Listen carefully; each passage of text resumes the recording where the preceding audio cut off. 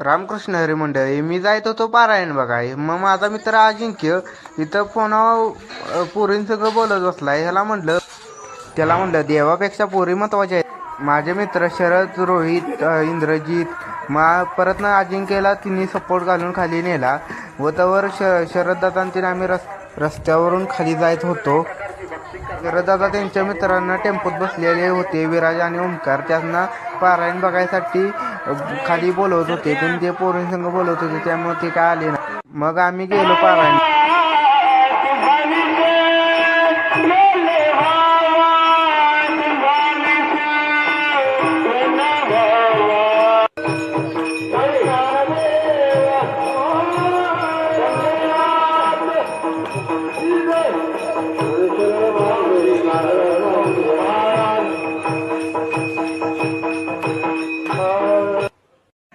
पारायण संपल्यामुळे समधी माणसे उठून घरी जायला लागली. तर वाडीतल्या गोष्टी हे चॅनेल आवडले असेल तर लाईक करा, सबस्क्राईब करा, शेअर करा. धन्यवाद.